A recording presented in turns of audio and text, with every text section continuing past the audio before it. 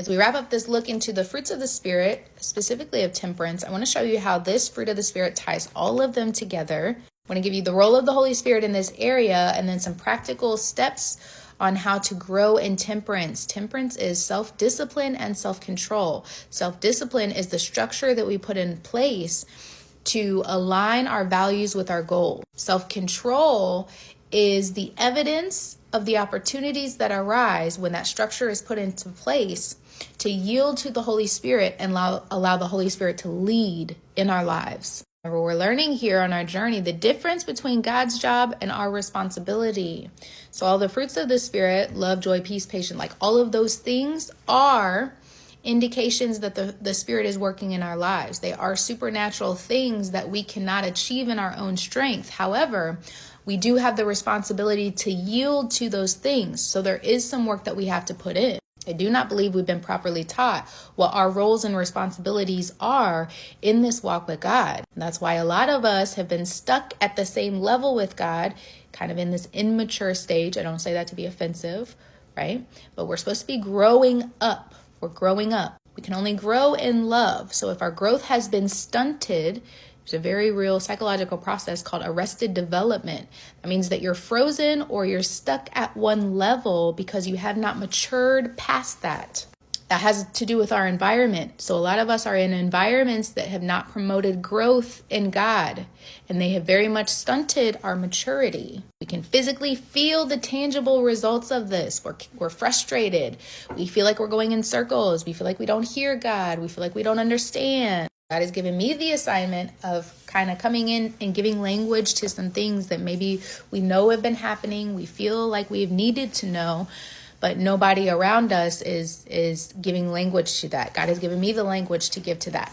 So remember, all this information can be found in the devotional 45 Days to Emotional Strength. I will also save all of these videos to a playlist for you guys to get this information when you need it. Temperance is the culmination of the fruits of the Spirit, requiring us to bring all aspects of our lives, emotions, desires, actions into alignment with God's will. Both the product of spiritual growth and the discipline that enables all of the other fruits to flourish. Without temperance, the power of love, joy, peace, long-suffering, gentleness, goodness, faithfulness, and meekness cannot reach their full potential. Isaiah 59:19 reminds us that when challenges come rushing in like a flood, the Holy Spirit stands as a shield, empowering us to resist the pull of the flesh. Temperance is guided by the Spirit. It allows us to step back, check our thoughts with God, and act intentionally rather than reacting impulsively. Here's a list of how each fruit of the Spirit that we've discussed so far, remember all these can be found on the playlist. We went through each of these fruits of the Spirit in depth. And they can all be found on the playlist as well. But temperance is the fruit that ties them all together. It's also wise to know what each fruit does so that we know what we need in situations. Love casts out fear. Joy is strength. Peace guards our heart and our mind. Long-suffering allows us to endure patiently the trials that we're facing. Gentleness is strength under control. Goodness is generosity and integrity. Faithfulness is trustworthiness and our loyalty. Meekness is power under restraint. Temperance is the ability to yield quickly to the Holy Spirit. That is our job. We are to go to God faster, to ask for a perception switch faster, to be transformed by the renewing of our mind faster.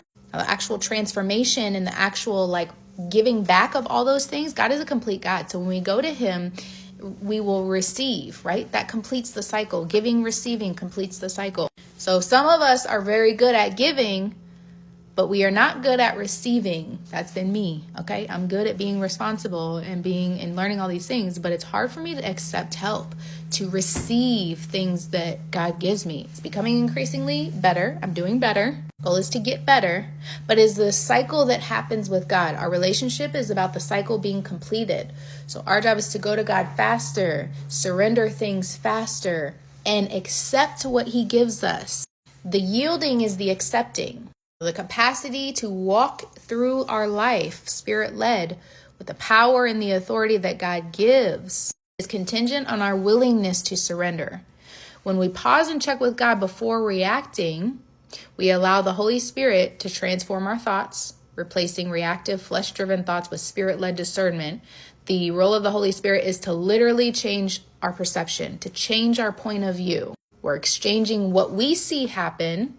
We're asking for what God is seeing. Number 2, aligning our desires, shifting our focus from instant gratification to God's eternal purpose. We are focused on eternity, not just the end of our life. Okay? I know we only get one life and it's like this YOLO thing, but that doesn't mean you can be reckless with it, because life does not end at death. This is what we're working out. Do you believe that your life does not end when your physical body is no more? Because how you act in this physical body determines what happens on the other side of that. Do you have the vision to see that, or are you only focused on the present moment? This vision comes from God. Bible says that without vision, the people perish. They cast off restraint. They stumble all over themselves. But when they are able to see what God is doing, they are most blessed. Remember, vision is mental sight by biblical definition. So we're learning to gain God's vision, gain God's mental sight, and not just look at life through our physical eyes.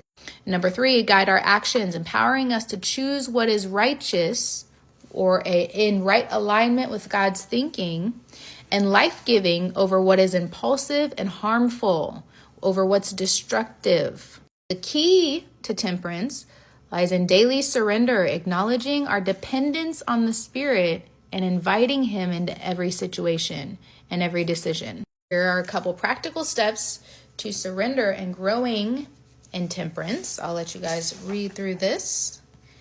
Then we have just a couple things to wrap up this journey into the fruits of the Spirit so that we can get to the good stuff, which is how we operate with these daily, how all of this information that we're learning plays out in real time.